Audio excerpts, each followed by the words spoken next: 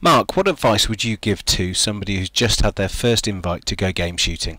See, I suppose initially is the reply to the invite, which I think to reply in writing is a lot more polite than sending someone an email. Also explaining that at the time you are an inexperienced gun, and that if possible you would either like to bring your own coach, or if the shoot itself could provide you with someone that could mind you or assist you for the day. And what would you say for that person who hasn't been on a game day but shot some clays before? What kind of things would they be wearing? Obviously, clay shooting and game shooting are two totally different sides of the sport. So turning up in a skeet vest and a pair of jeans isn't exactly the etiquette for the day. So I would personally go out and maybe, you haven't got to spend lots of money. I mean, a good pair of stout wellies, depending on what time of year you're shooting.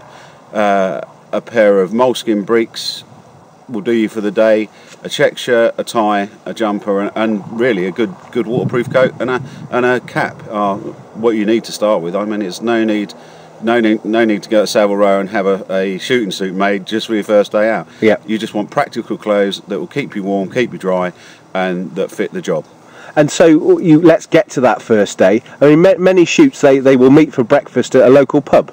Yeah, you will find a lot of places that will have a decent shoot near them, will have a pub that will provide a shoot breakfast, which will allow everybody to meet up, introduce each other. The actual shoot captain for the day will explain the rules for the day of the shoot with regards to no ground game. You'll normally find that maybe pegs are drawn at the same time.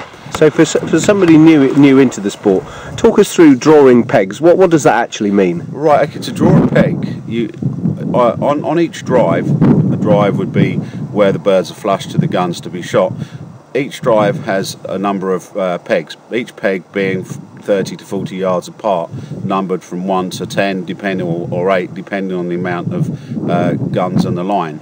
So when you draw a number for the day, that's your initial starting point on your first drive. So say I drew number 1, I would stand on number 1 peg on number 1 drive. As I move to the second drive, I would then move up either 2 or 3 depending on the amount of guns or the style, because there's a lot of shoots now that have these complicated cards of movement right. that send you all over the place for the day, just so you shoot with someone different and that you're not sort of stuck at the end of the line during the course of the day. So for somebody coming into the sport, they will draw a peg at the start of the day, and then they will move.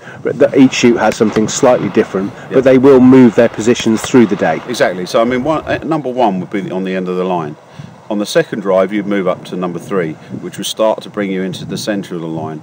Now, some people will tell you, or a lot of keepers will tell you, that they will spread birds, no matter what the drive is, all the way along the line. We all know as sort of experienced shots that it can't be done. The weather, the wind, the conditions, everything else will not allow every peg to get birds consistently over them during a drive. So they normally say that the middle pegs are normally the sort of the higher shot pegs, whereas the ones on the outside are the ones you might get less on. This is sometimes different on other drives. It could be the middle pegs that are the sort of leaner ones, whereas the ones on the outside are the ones that gain more shots because they have more birds coming back, they have more birds crossing and things like that, and can be the more fun pegs. But it all varies depending on the drive and the shoot. Okay, so when you've drawn for pegs and then you will then go off to shoot. Some shoots I hear actually shoot all the way through, so it's, they shoot through the day, so they'll probably shoot 5 drives and then take lunch. But others then will shoot 3 drives and have a lunch. Is that fairly typical? That can be different, depending again on the shoot. Some shoots prefer to shoot straight through and have a lunch at the end. That's purely because of maybe weather conditions, time of year. Obviously, once the clocks go back, the darkness falls quicker, birds go up to roost quicker, so they like to get the drives done so the birds can go to roost without being disturbed, and then the guns can settle down, have a meal, because a lot of the time you do find that the guns will get in after a few drives, sit down, have something to eat and start on a few glasses of wine, and the last thing they want to do is rush out for another couple of drives.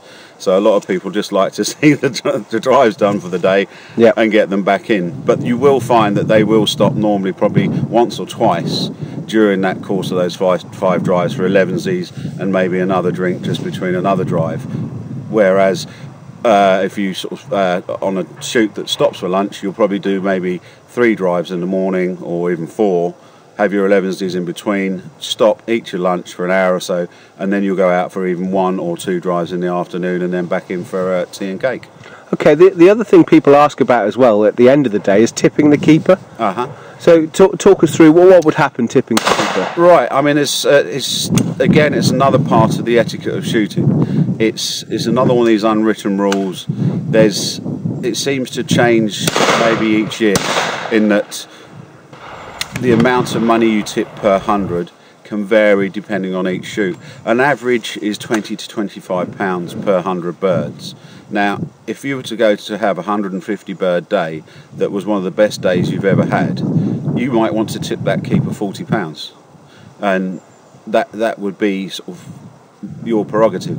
Whereas it could be you had a really bad day on a 300 bird day and you would tip the minimum amount. But at the end of the day, you've got to bear in mind that keeper's working 7 days a week, 24 hours a day, 365 days a year to produce a day for you. Now, he cannot control the weather and things like that, and problems maybe occur within a drive, so he's working his hardest for you so it's down to you at the end of the day to show your appreciation by tipping him what you feel is a appropriate amount for his hard work.